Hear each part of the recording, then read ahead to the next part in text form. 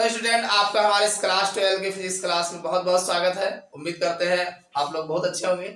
चलिए आज क्लास शुरुआत करते हैं। आज के इस फिजिक्स क्लास में हम जो देखने वाले हैं मोस्ट इम्पोर्टेंट टॉपिक है जो आपके बोर्ड एग्जाम्स में काफी पूछा गया है और ये 5 नंबर या 3 नंबर में जो है अक्सर पूछे जाते हैं। तो आज का हमारा टॉपिक है कि अनुगमन वेग क्या है। पहले अनुगमन वेग जानेंगे और फिर अनुगमन वेग के आधार पर अनुगमन वेग और धारा में क्या संबंध होता है इसको भी जानने वाले हैं। तो आप लोग वीडियो के अंत तक बने रहिएगा। अभी तक अगर तैयार नहीं किया है तो यह टॉपिक आपका अभी तुरंत तैयार हो जाएगा कि अनुगमन वेग क्या है और धारा में संबंध किस प्रकार से होता है।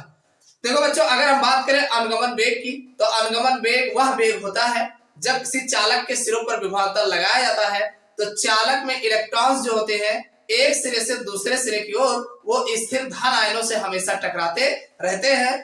तो अब उनका वेग जो होता है पहले की अपेक्षा कम हो जाता है और वो एक निश्चित वेग से जो है आगे की ओर बढ़ते हैं। तो जिस वेग से इलेक्ट्रॉन्स एक सिरे से दूसरे सिरे की ओर आगे बढ़ते हैं यानी पहुंचते हैं, वही वेग जो होता है अनुगमन वेग कहलाता है।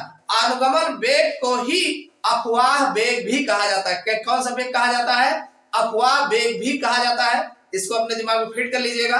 कभी कभी ये अनुगमन वेग ना पूछ करके अपवाह वेग भी जो है पूछा जाता है।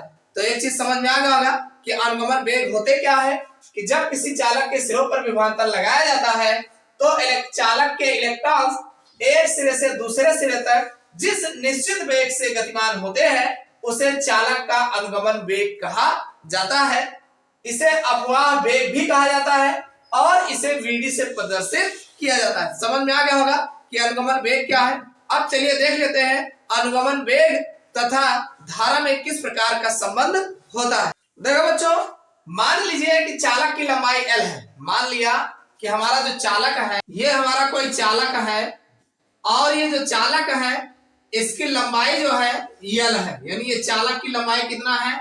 L है। और अनुगमन वेग जिस वेग से एक सिरे से दूसरे सिरे की ओर जा रहा है वह वेग जो है ये BD है, यानी BD वेग से जा रहा है तथा इसका क्षेत्रफल अगर देखा जाए तो इसका क्षेत्रफल A है और इसमें इलेक्ट्रॉनों की संख्या अगर देखा जाए तो इसमें जितने जो इलेक्ट्रॉन्स इसमें प्रवाहित हो रहे हैं वो N इलेक्ट्रॉन, यानी इलेक्ट्रॉनों की संख्या इसमें N है। भाई इसका क्षेत्रफल A हो गया, L लंबाई का चालक है और इसमें जिस वेग से एक सिरे से दूसरे की ओर गति कर रहा है वो BD है और इसमें मुक्त इलेक्ट्रॉनों की संख्या जो है N है। तो आप बता सकते हैं एक सेकंड में चालक में प्रवाहित इलेक्ट्रॉनों की संख्या, यानी एक सेकंड में इस चालक में कितने इलेक्ट्रॉन्स प्रवाहित हो, तो यह हमारा हो जाएगा NaVD, यानी एक सेकंड में चालक में जो प्रवाहित इलेक्ट्रॉनों की संख्या होगा वो NaVD हो जाएगा। इसी तरीके से अगर हम बात करें T सेकंड में प्रवाहित इलेक्ट्रॉन, भाई अगर हम T सेकंड में बात करें तो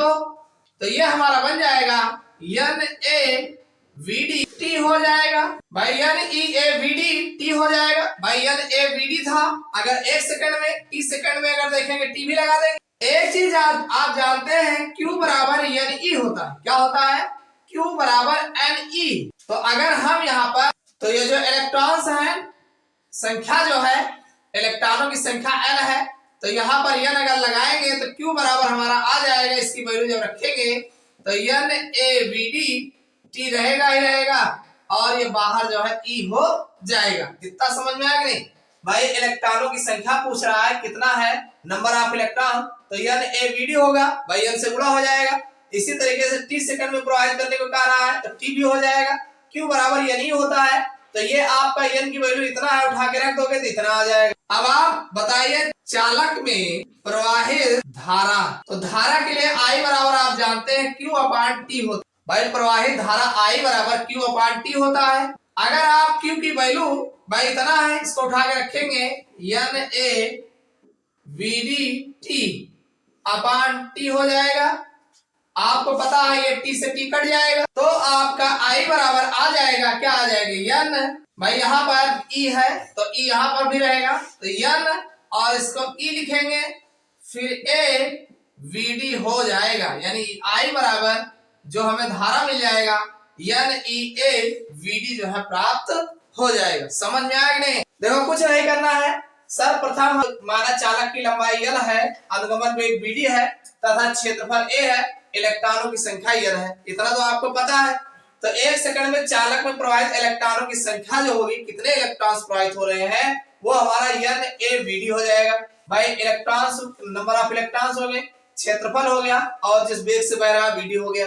तो अब t सेकंड में तो t भी इसी में ऐड कर देंगे, तो ये हमारा NaVdt हो जाएगा। अब आप जानते हैं Q बराबर Ne होता है, तो n की वैल्यू इतना है उठा के रख देंगे, तो हमारा Q बराबर NaVdt हो जाएगा। अब चालक में प्रवाहित धारा I बराबर Q/T होता है, तो ठीक है, Q की वैल्यू इतना है, इसको हम रख देंगे और T हो जाएगा, T से T कैंसिल हो जाएगा, तो हमारा बच जाएगा I बराबर NeAVd। यही जो है भाई हमारा अनुगमन वेग, आप देख रहे हैं अनुगमन वेग और यह धारा, दोनों में संबंध को स्थापित करता है। तो समझ में आ गया होगा। समझ में आया तो वीडियो को लाइक कर दीजिएगा, और ये वीडियो आपको कैसा लगा कमेंट करके जरूर बताइएगा। फिर मिलते हैं अगले क्लास में किसी नए टॉपिक के साथ।